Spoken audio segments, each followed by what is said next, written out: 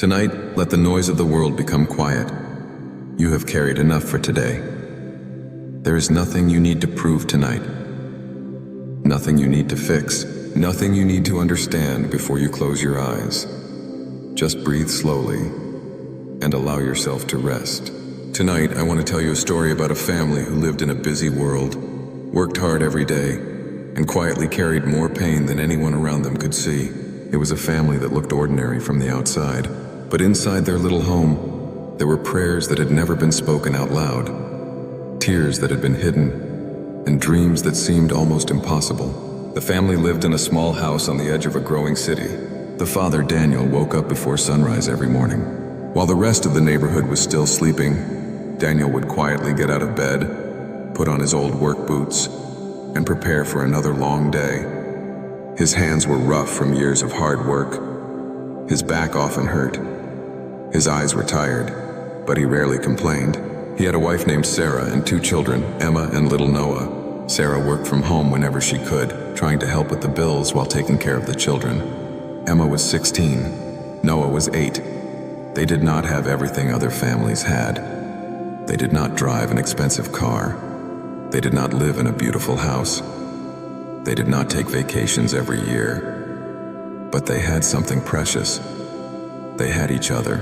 And every night before sleeping, Sarah would gather the family together. Sometimes there was enough food on the table. Sometimes there wasn't much. Sometimes Daniel came home exhausted and barely had the strength to speak. But Sarah would still smile and say, "Let's thank God for what we have." One evening, Daniel returned home later than usual. He slowly opened the door and placed his old work bag on the floor. Sarah immediately noticed his expression. "Long day?" she asked. Daniel smiled gently. "Very long." He tried to hide how tired he was. But Sarah knew him too well.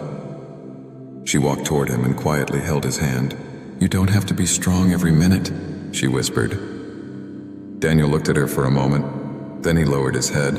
"I just don't know how much longer I can keep doing this." Sarah did not answer immediately. She simply hugged him. Outside, cars continued moving through the streets. People were rushing home. Phones were ringing. Screens were glowing. The world seemed to be moving faster and faster. But inside that little house, everything became quiet. Daniel sat at the kitchen table.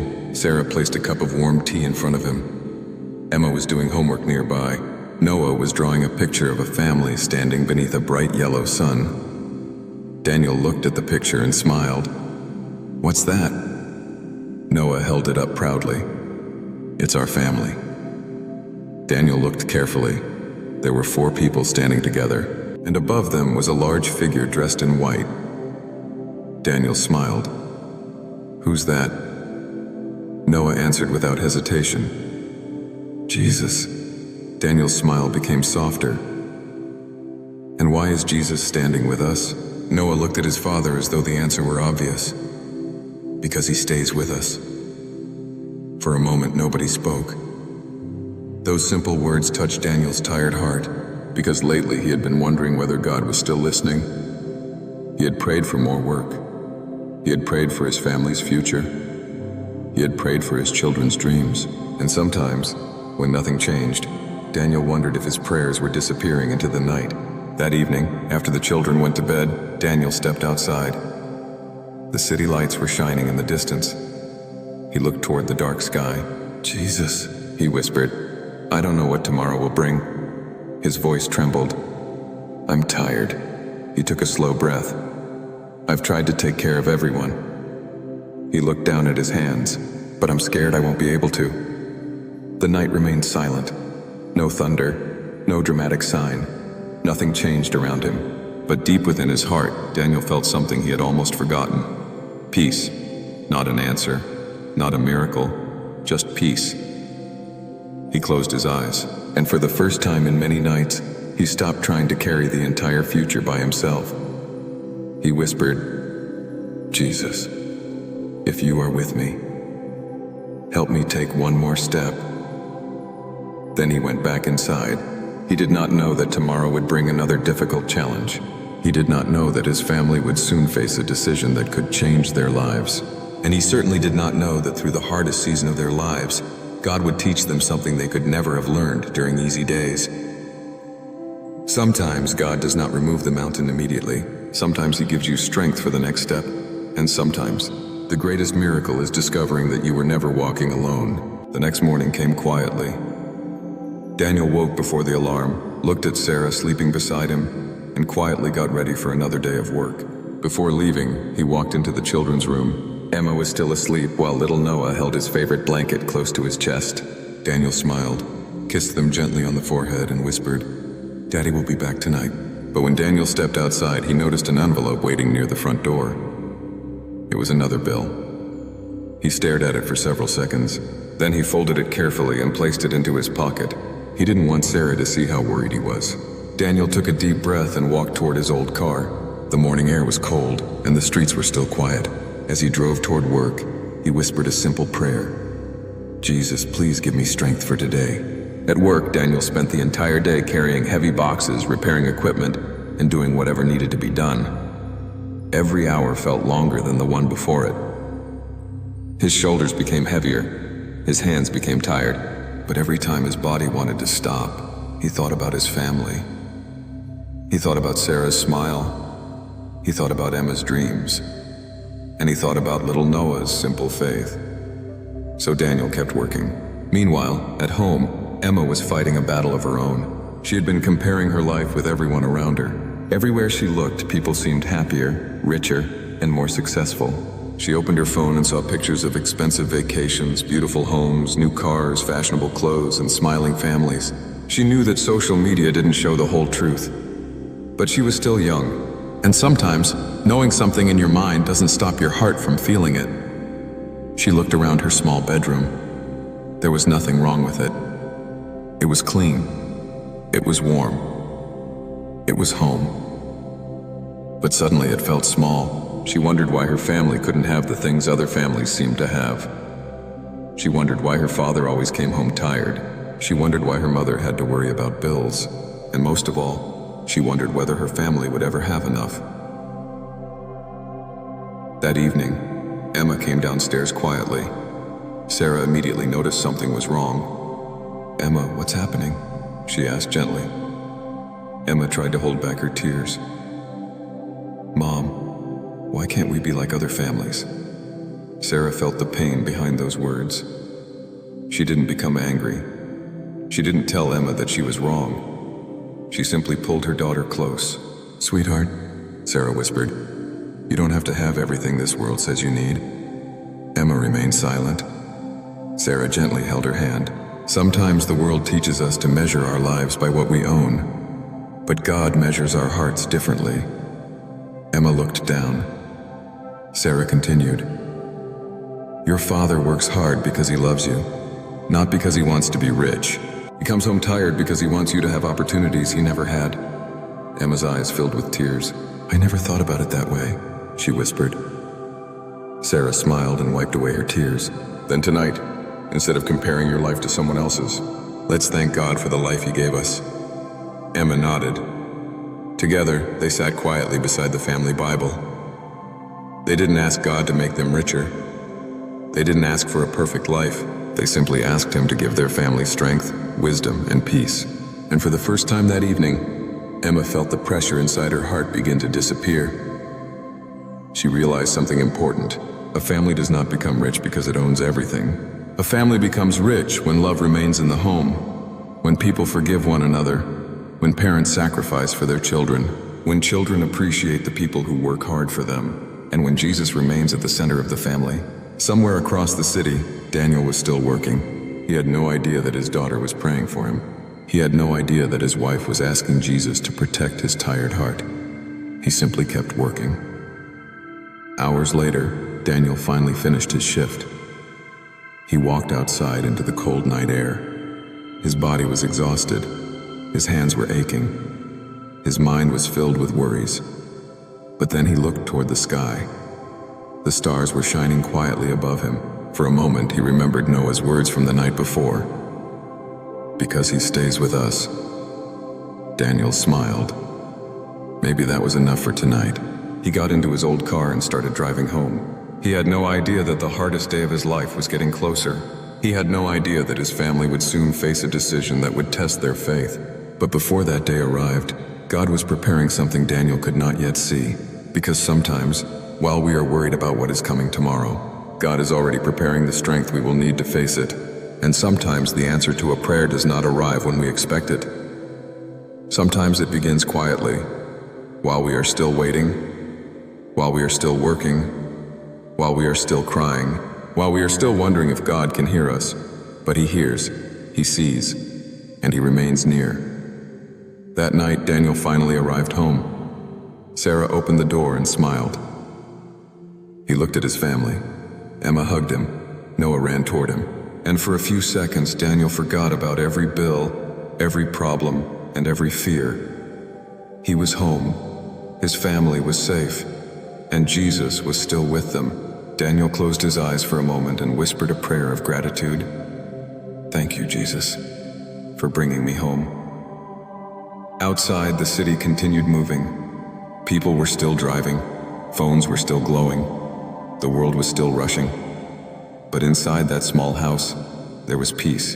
And sometimes, peace is not the absence of problems. Sometimes, in times of turmoil, the weight of our problems can feel unbearable. But peace often blossoms when we realize we do not face these challenges alone. The following morning, Daniel woke before sunrise again. But this morning felt different. He sat quietly at the edge of his bed and looked at his sleeping family. For years, he had believed that being a good father meant carrying every burden alone. He thought he had to be strong all the time. He thought he could never show fear. But now he understood something. Strength did not mean carrying everything alone. Sometimes strength meant trusting God enough to say, Jesus, I need you. Daniel got ready for work and walked into the kitchen. Sarah was already there, preparing breakfast. She looked at him and smiled. How did you sleep? Better, Daniel answered. Sarah knew exactly why. Because you finally gave some of your worries to God? Daniel smiled. Maybe. They stood together quietly for a moment. Then Daniel reached for Sarah's hand. Whatever happens, we'll face it together. Sarah squeezed his hand. Together. Later that morning, Daniel received a phone call from his workplace. There was a problem. The company was reducing its staff, and Daniel's position was no longer guaranteed. For a few seconds, he could not speak. Everything he had been trying to protect suddenly felt uncertain. His job, his family's future, their home, the bills, everything. He sat quietly in his car after the call, his eyes filled with tears. He looked toward heaven. Jesus, I don't understand. He took a deep breath. But I trust you. That simple prayer did not immediately change his circumstances. But it changed Daniel. He stopped asking, why is this happening to me? And began asking, Lord, what do you want me to learn through this? That evening, Daniel told Sarah. She listened without interrupting. Then she hugged him. We'll get through this. Emma heard the conversation from the hallway.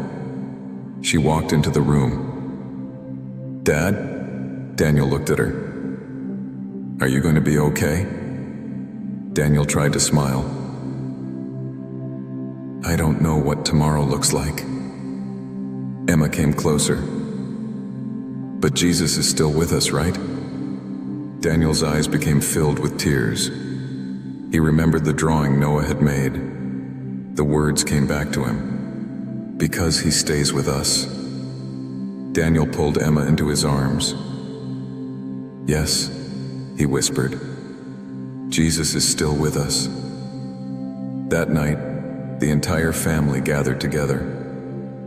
No expensive dinner, no perfect answers, no guarantee that everything would become easy. Just 4 people sitting together. Sarah opened the Bible. Daniel held Noah's hand. Emma held her mother's hand, and they prayed. Jesus, thank you for this family.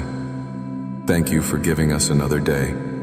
Give us strength when we are tired. Give us wisdom when we don't know what to do. Help us trust you when we cannot see the future, and remind us that we are never alone. When the prayer ended, Nobody moved for a moment. The room was completely quiet. Then Noah looked toward the window. "Dad? Yes? Do you think Jesus can hear us?" Daniel smiled. "I know he can." Noah smiled back. And that night the family went to sleep.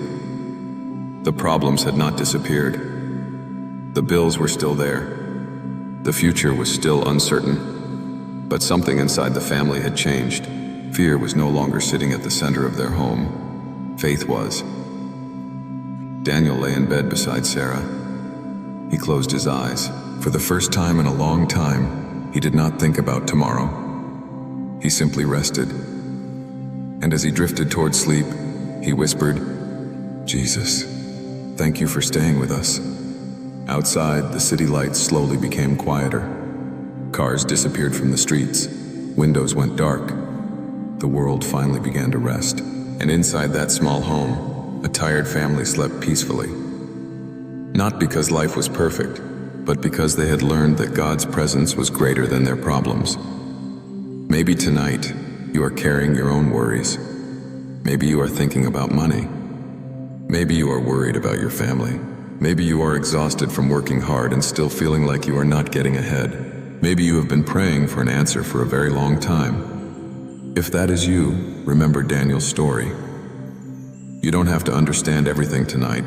You don't have to solve everything tonight. Give your worries to Jesus. Let your heart become quiet. Take a slow breath. And remember that the same Jesus who stayed with this family is able to stay with you. He sees your tired heart. He sees the work nobody appreciates. He sees the tears you hide. He sees the sacrifices you make for the people you love. And he has not forgotten you. So tonight, let your mind rest. Let your heart breathe. You are not alone. Your family is not outside God's care. Your future is not outside his hands. And tomorrow does not have to be carried tonight. Close your eyes, breathe slowly, and place everything you cannot control into the hands of Jesus. May his peace fill your home. May his love comfort your family. May his strength carry you through every difficult season. And when morning comes, may you wake with new strength, new hope, and a heart that remembers one simple truth: Jesus is with you. Good night. Rest peacefully, and may God watch over you and your family through the night. Amen.